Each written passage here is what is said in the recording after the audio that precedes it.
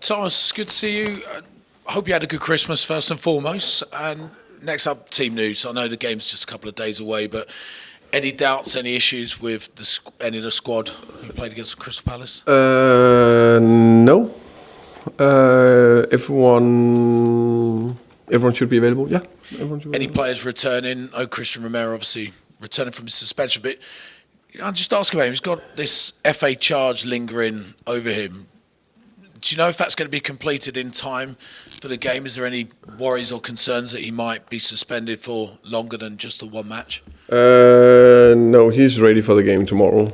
As far as I know, it's something that will be decided in early January. So, yeah. And Destiny Udogie, is he close to returning? He is running out there on the pitch, doing individual sessions on the pitch, so progressing going forward. So that's good. And the long-term players, I won't mention their names. But Thank you. I promise you I will mention when they are fully firing. Okay, fine. Yeah. We'll leave that there. Look, news broke today about Brennan Johnson. Fee has been agreed between Tottenham and Crystal Palace for him. How are you reacting to that? Is that something you're happy to accept if clubs agree a fee that the player may have a future elsewhere? Again, this is the third time I think I get that question. So there's rumours out there. In general, I'll not comment on that. No matter if we want to sign or sell a player or get a staff member in or out, or have no interest in commenting in either way. I think before I would certainly say there's been rumours asked, but this feels like this is different and the fee's been agreed.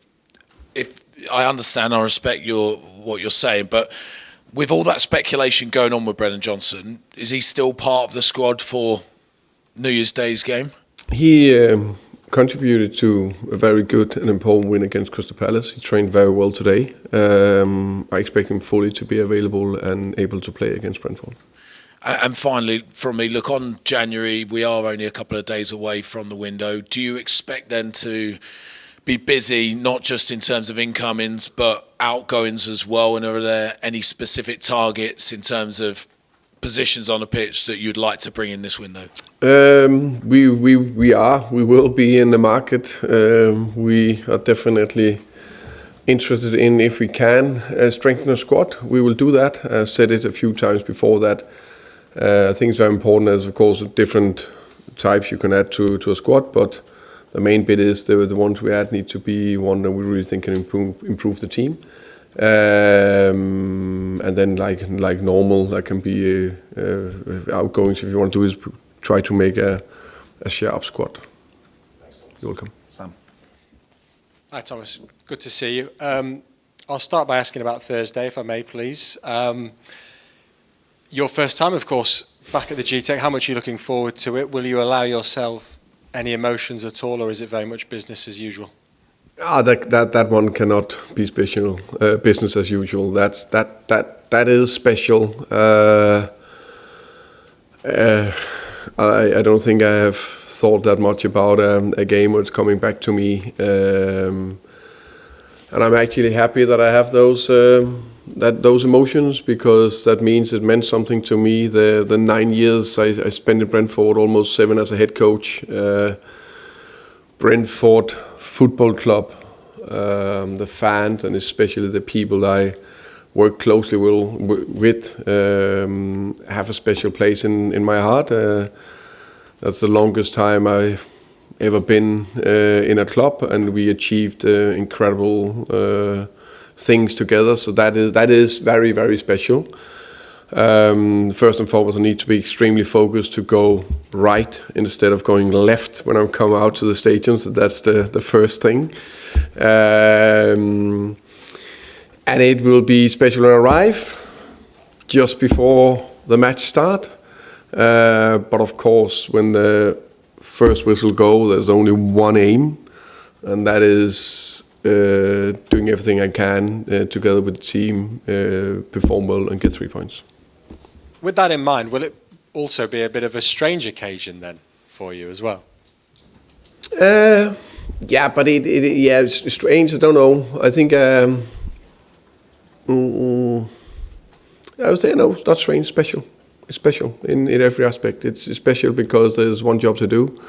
I'm head coach for this fantastic club. I'm working night and day to do everything I can to improve the team and the club. And there's one aim that I want to win the football match ahead of me, together with the team. And then it's special to come back first time in front of all the fantastic Brentford fans and the players and the staff I know very well. It's obviously not long since you last played them. What did you learn from that game that you can take into this one on Thursday? I learned a few things. So one, that I know we won the game, but before that and also after here, you can see they're strong, they've done well. I think they're such a top example to follow for a lot of football people, what they have created. So, and I think actually it's super, in many ways it's super good that they perform well. I'm happy for that, because when you leave something, you want to make sure that hopefully the impact you had are sustainable. So the bit we built together, me and a lot of other people together, it's not only about me, build a very strong culture, very strong organization, very strong structure, so they could hire from within an unexperienced head coach, but a good person, good football, knowledgeable person in Keith, and good leadership skills. Carry on with a lot of other good people in the organization. So it basically take me, 4 staff members, something like that, 4 key players, and they are still performing in the most competitive league in the world. That is very, very remarkable. That's unbelievable. And it's a bit like that I, on the flip side, want to create here in Tottenham. Something unbelievable, strong culture, strong organization, strong structure. So no matter what things happen, we are strong and stable. Can be strong and stable and consistent. You have a real chance to create something magical. And that's the aim. What I want to do again here in Tottenham, and that's what they have done very well. George. Thomas, hello.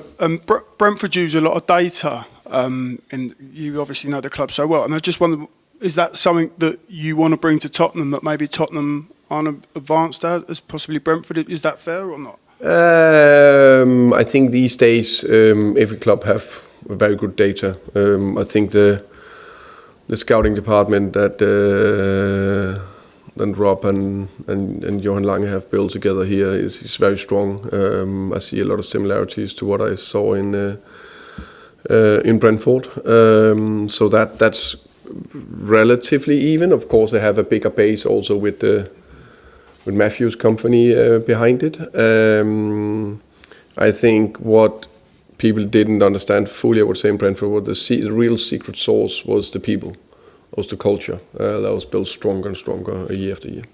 I know you don't want to talk about Brennan Johnson leaving, I understand that, but just in terms of, can you give us an insight into where his head's at? He scores this massive goal for Tottenham, which wins them Europa League. He's had an unbelievable season last year in terms of his goals, and then now he's not getting in the team. So sort of, how does he feel when you're speaking to him at the moment? And, you know, I know you don't want to talk about whether he's staying or going, but just how is his head and where's it at? And is he part of your future plans, I suppose? As I said, Brennan is a very important player for us. Sometimes things change if another player comes in. I said it's... Unfortunately, Kudos came in for him and played on the right side, have done well. So it's been a little bit more tricky to get enough starts. Started the season also quite well from the left. I think Brennan had a lot of attributes, very good running in behind, very good scoring goals, that's a good quality. So some of those key things is fantastic. Also working hard for the team. But you need more than just 11 players. That's the way it is. I think Brennan's been top professional, trained well today. He's ready for 2 days. In 2 days' time. January transfer window does open in a couple of days' time. Just, I know it's a bit cliche, but have you given the club your shopping list of what you want? I think there's a few things we need to understand. The January window is the most difficult window. So I understand it's a window and everyone is super excited speaking about it, and it will not stop before after the 31st of January. And that's the way it is. As I said, I can't highlight enough. We are in the market. We are prepared. We are working. But I also think it's super important. As I said before, every decision I take together with, of course, the other guys in terms of decision making, is for the future of the club. So there's no reason to sign a player if you don't think it's for the future of the club. If it's just helping a little bit the next 6 months. We need to build something sustainable that can be very strong and powerful, and that journey takes time, and that journey needs to take good, clever decisions along the way. That's maybe not wow, but good decisions that can make us more stable, more competitive, and then we add from there. So we are there, but we'll see what's happening. Ali. Hi, Thomas. This might have been covered in your first team news question answer anyway, but I just want to double check Lucas Bergvall's completely fine. Lucas is okay. I am quite positive that he'll be available. Of course, there's a small doubt, but quite possible he will be available. Thank you. This involves Brennan, but it's more of a kind of a general question. If Brennan were to leave, it would be 3 years in a row that Tottenham have sold their top scorer from the previous season. Just wondered, Sonny and Harry Kane before that. Yeah. And just wondered, how difficult is it for a club to keep finding those goals each season if you're going to sell someone that's scored so much? Goals are very important, and they're very difficult to find. There's not two ways about that. That's very important. So it's important that how can we make sure we have enough goals in the team and players that can score goals. That's the key thing. That's of course also what we are looking after to try to improve. I think the positive bits from this season so far is I think Richie have done well and been fit and available for more than almost 8 months since we started 1st of June. 7, whatever it is, soon. But we need to have enough players with goals and both developing them, but also finding players that can score goals for the future. And just watch Radu Dragusin came back, obviously played a part as well in those final minutes in getting the win. First off, kind of how important was him to be back and get that feeling of being on the grass again? But secondly, also there's been links with him going away as well. Is that kind of something that might be in your head that maybe he needs minutes he might not get if he stays here? Right now, I was just so happy to see him come on the pitch, being out for 9 months, 10 months, or something like that. So for him, it's massive step to step in on that pitch that he missed so much. So that for me, that's the most important thing. And I also spoke to you guys about a couple of months ago, whatever, 6 weeks ago, that he needed more trainings, more game minutes with the under 21s. And he progressively got better and better and more fit. So it's all about that. Regarding rumours. Just a very quick last one on a very young player who's actually coming in, Mason Melia, a young Irish striker. I think he's played almost 100 senior games already. Is he someone that you'll want to take a look at first, or does he go into the under 21s? How will it work with him? No, we need him in the club first here on the 1st of January. There's a lot of moving parts, and then when we know all the moving parts, then we'll take the final decision on what we're doing. Thank you. I finish with Jack, please.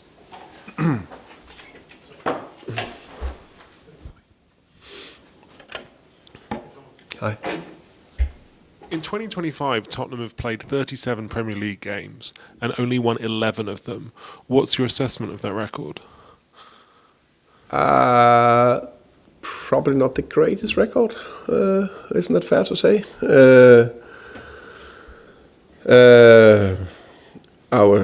What can I say to that? I've been involved in half of them. Most likely, I don't know exact number, probably something like that. So that's the bit I can assess. I think for a club of Tottenham's stature, we need to win more than 11 out of 37 games at the stage itself. Also said from the beginning I came in, it's part of a longer journey. There's not a quick fix, and we are doing everything we can to improve things, make sure things get better bit by bit. Alongside, we are also playing Champions League, which we're very happy with, and that's where we are aiming to be every year if possible. So yeah. What, in your view, is the path or the plan to winning more games more often in 2026? I think slowly, bit by bit, adding those layers, so we are, how can you say, competitive in the games, for example, where not everything is perfect, which I think was a big step against Crystal Palace. I think it was a beautiful, ugly win to go away to a very difficult away ground and winning 1-0. It's probably not one of the... It's definitely a quality you need to have if you want to achieve something big. Because one thing for sure, you're not going to play 38 perfect games. You play at least 10 games. And can you win 3 or 4 of them 1-0 on a rainy day, then that's a lot of quality in that. Then of course, the next bit is also we need to be better on the ball. For example, that was not the best game on the ball against Crystal Palace. So that's just one area that we're working very hard on, and also be a more offensive threat. But that we are also working on, but also to that game, it's probably still fair to say that we are still without Xavi, Maddison, Kulusevski, and Solanke, some of our most creative players. Others are stepping up and doing everything they can to help the team, but that's also part of it. Hello, Thomas. Hey, man. Can I ask you, when you think of Brentford and your time there, is there a special memory? Do you remember something from first stepping into the club, perhaps, or a promotion, or is there one thing that when someone mentions Brentford, envisage? There's many magical moments. I would say I was been privileged to be part of with fantastic people. Of course, the promotion is the standout achievement. Getting promoted to the best league in the world, first time in 4 years or something like that. That's very unique. That is, pure happiness in one day probably, and then you go again. So that's special. And I think in this context, it's also pretty nice to beat Arsenal 2-0. So in the first game in Premier League. Did you take a keepsake? Do you have something? So much, sorry? A keepsake, a souvenir? You take something from Griffin Park, for example, or is there something that you cherish from?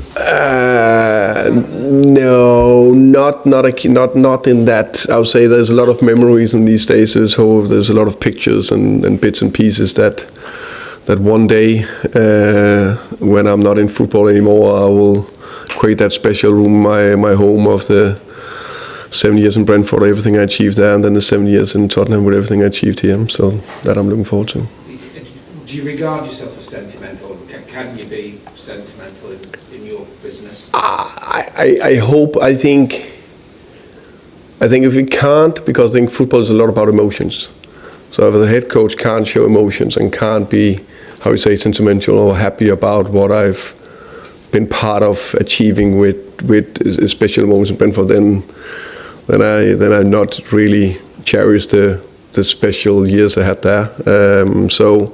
That is definitely a lot of good emotions around that. May I ask you just one? We've asked you about this before, but I don't know if anything sort of developed in your mind since just the contrast between a home form and away form. Us, yeah. Now here. I think let's start with the positive first. To be competitive away from home is a big part of successful team. You need to be able to be competitive and get enough points on the road. And I think that's where I think we've shown a lot of resilience and character, defensive, clean sheet mentality, set piece being good. Then we know home, you need to dominate more. We need to do it to dare to do. And we need to add even more layers, and that I'm not in doubt of will come, because one thing for sure, all the teams I had scored a lot of goals. I create one top scorer after another, year in, year out. That will also happen here. We just need some of the guys that are natural top scorers to be fit and available. Do people have to sort of just shelve to Darius to do for? No, I don't think so, because it's not like it's from 0 to 100. There's still, let's say, elements of it where we have been showing nice elements of very good offensive football, but it's just not been as consistent as where we want it to be, and also a little bit understanding of where we are at the moment. We are, I will keep repeating it, we are on a journey where we need to improve a lot of stuff, where we finished 17th last year, played Europa League and won it, fantastic. Now we're playing Champions League and knock up, and we are trying to compete in the league with quite a few of the key players out. That's the fact. But the fact is also we need to win, and we need to play, we need to do everything we can to win with what we have available right now, but constantly improve the team to make sure we play more and more and better offensively. Tom? One of the things that was particularly impressive about your time at Brentford was how you kept selling players and just continued to progress. Obviously, it's a different club here at Tottenham, different expectations, but they're still under the same sort of PSR constraints. How important is it, and how relevant is it for Tottenham as it was for Brentford to be good sellers? I think that's key. I think that's why it's not only doing one thing right, get the playing in a specific way, or get the culture right, or whatever, train a specific way, or there's a lot of elements that we need to do well to be able to compete at the highest level. So part of it, of course, also to be able to sell. You can see other top clubs, they're quite good at selling. So that's something we need to be improving. That's something I know the guys above me are working very hard on. So everything is linked. And you develop so many players at Brentford. I'm sure many come to your mind, and almost probably like picking your favourite kids because they're all success stories in their own right. But is there any one player that you remember developing where you were particularly proud of it, and that you can use almost towards as a useful example towards a current player in the current squad? You're right, it's like picking your favorite kid. That's impossible. I got 3 kids myself, so I can't say that one of them are a bigger favorite than others.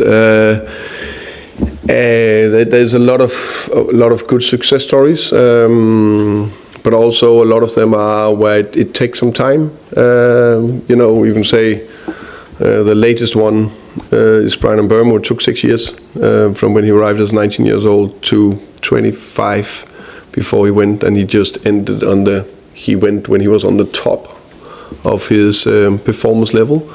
And I think it's that when that was that stage that in Brentford, it's different here. But when they're on the top of the ability, that's where you need to sell, if that's possible, of course. So when you look at someone like Wilson over here, I mean, do you even speak to him about Brian? I know they play on different sides, but similar age. He also came for Troyes, I think, in France.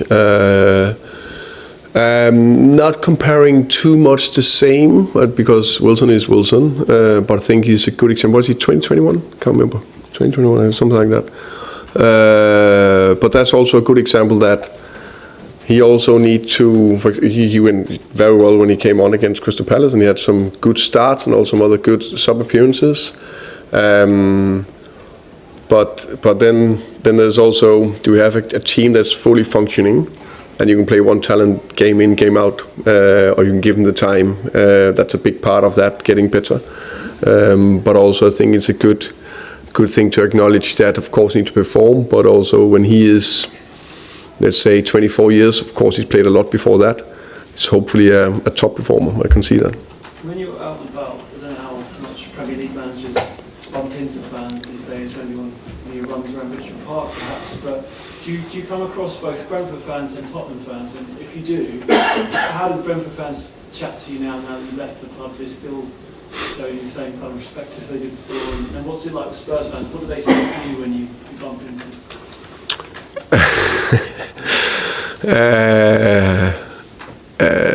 They actually was in London yesterday and met a couple. One was a Brentford fan and the other was a she was a Tottenham fan, and the Brentford fan was very positive and said thank you for everything I've done at the club. And I said, you're welcome. It's not only about me. It's everyone doing things together. And the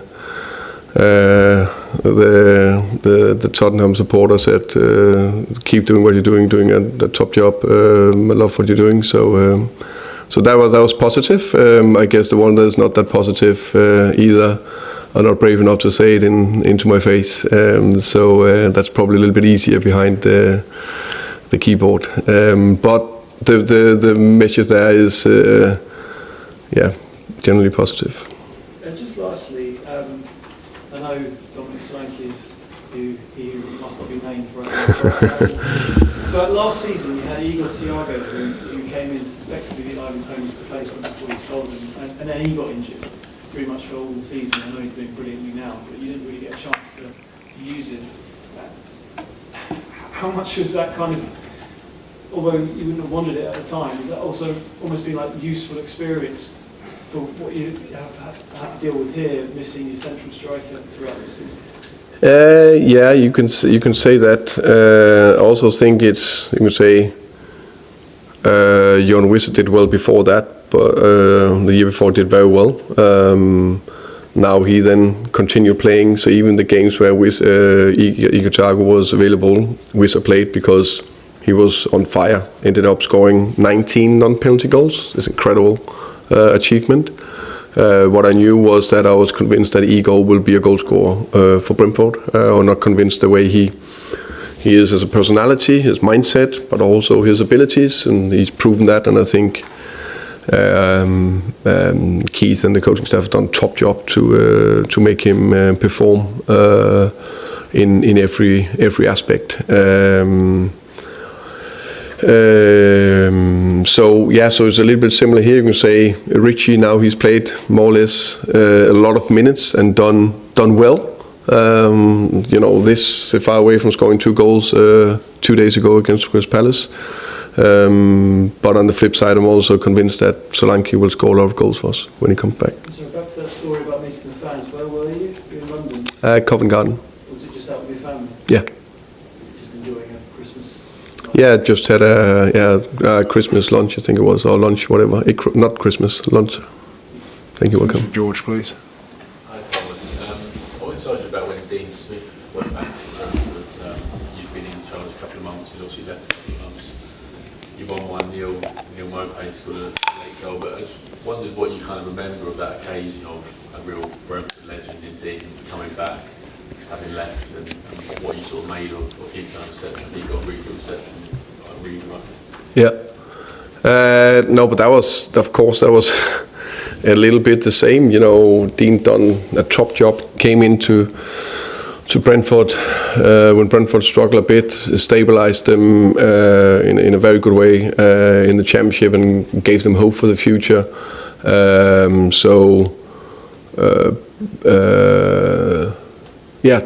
Did that very, very well. And then he got the opportunity to go to Villa.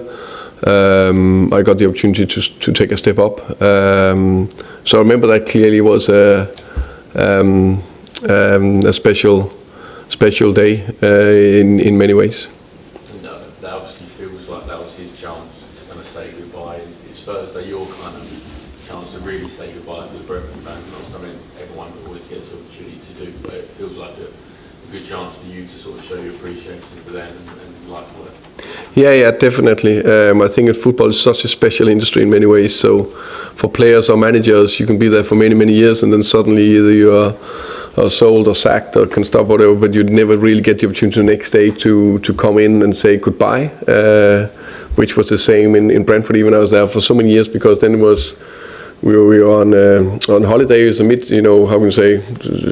between seasons, and then when I came back, they were started up, so you can't do it with respect. Even that I have a great relationship to Keith and we respect each other and we of course speak together and all that, but you can't really walk into the club because it's a little bit odd in many ways.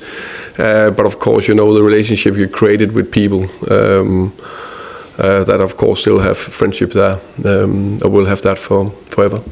And you mentioned earlier about the win at Palace being a beautiful, ugly win. so many games and it's not like the level of opposition drops quite a lot. Is that kind of what you're looking for in this period? It can't be free flowing. You've not got Xavi, you're playing every 3 or 4 days. Those beautiful ugly wins are kind of the base to kick on. I think it's so important. I think every good team needs to be able to do that. And as I said, we are building something. I think also fair to say we are not where City or Arsenal, Chelsea or Liverpool are right now, unfortunately. We really want to be there. But even them, they need to win some ugly wins sometimes, where they're winning 1-0. How many times have Arsenal won 1-0 on a set piece this season? So we need to be able to do that. And I know it will be a very difficult team at Brentford. A part of created what I know I'm facing. I know it would be very difficult at the GTEC. They have won 6 games, drawn 2, lost 1-0 to City. They've beaten Liverpool there, Newcastle there, Man United there. Recently 4-1 Bournemouth. That's wow. If you don't show respect to that, then it's the same. They're going here. You have 3 points, but we will be very respectful. We know what we are facing, and we need to be extremely competitive. And I know we will be. And just following up, I know obviously you don't want to talk about Brennan, but if a player in your squad that's obviously a first team player leaves, does that change the plans massively for January, or are you kind of looking at Solanke and Kulusevski coming in as it kind of it not being a real game changer to lose someone like the Brennan? We are looking at every single time, let's say a player goes out, then we need to get a new one in, or is it actually part of creating the right amount of players in the squad? Because you can't have too few, you can't have too many. So that's a very fine balance, and then you have that injury challenge to manage as well, depending on where you are. So as I say, we are in the market and we are very aware how strong a squad we need to compete, not only in the next 6 months, but it's 100% for the future as well. Okay, thank you. Same guys, thank you very much. See you guys. Thank you. Happy New Year, by the way.